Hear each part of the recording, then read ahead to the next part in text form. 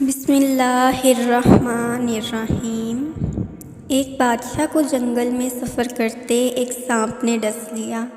شاہی طبیب اپنی تمام تر کوششوں کے باوجود زہر کو جب بادشاہ کے جسم میں پھیلنے سے نہ روک پایا تو زاروں قطار رونے لگا۔ اتنے میں ایک درویش سا شخص وہاں آیا۔ بادشاہ کو زہر کے درد سے تڑپتے ہوئے دیکھا تو بادشاہ کی ٹانگ پر جہاں سانپ نے کاٹا تھا تھوک دیا اور بھاگ نکلا۔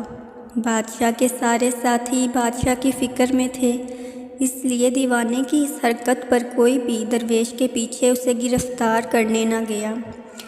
شاہی طبیب نے تھوک صاف کرنے کے لیے ایک رومال پکڑا اور بادشاہ کے زہر سے نیلی ہوتی ٹانگ پر سے تھوک صاف کرنے لگا، مگر پھر حیران ہوتے ہوئے رک گیا۔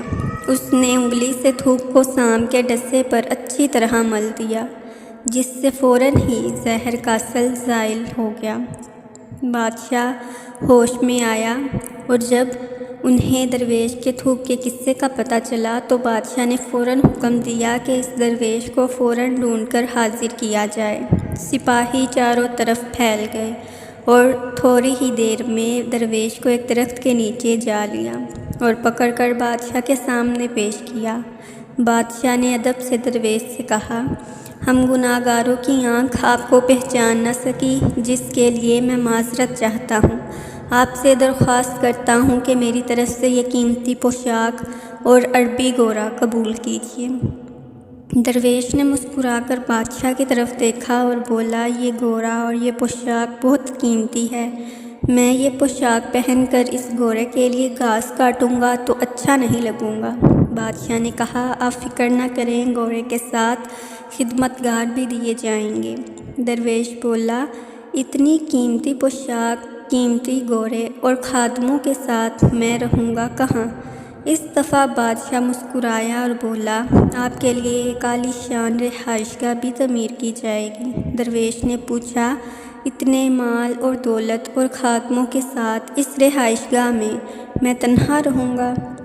بادشاہ بولے، حضور اگر آپ چاہیں تو میں میری بیٹی شہزادی گلنار کی شادی آپ سے کر دوں۔ درویش بولا، اگر آپ نے میری شادی کی تو پھر میرے بچے بھی ہوں گے؟ بادشاہ نے جواب دیا، بالکل ہوں گے، ہماری دعا ہے کہ آپ کو کثیر اولاد ملے۔ درویش بولا، اگر ان بچوں میں سے کسی بچے کو خدا نخواستہ کچھ ہو گیا تو پھر رونا کس کو پڑے گا؟ بادشاہ نے جواب دیا، حضور اگر خدا نخواستہ ایسا ہوا تو رونا تو پھر آپ کو ہی پڑے گا۔ درویش مسکرا کر بولا، اگر یہ سارا کچھ لے کر مجھے رونا ہی پڑے گا تو بادشاہ سلامت، آپ اپنا گورا اور قیمتی لباس واپس لے لیں، میں اپنی درویشی میں خوش ہوں۔ دل اسی سے لگاؤ جس نے دل بنایا ہے، دنیا سے لگاؤ گے تو آنسو ہی ملیں گے۔ کہانی کو لائک کریں، شیئر کریں اور میرے چینل امید کو سبسکرائب کریں۔ ملتے ہیں ایک نیو کہانی کے ساتھ۔ اللہ نگہبان۔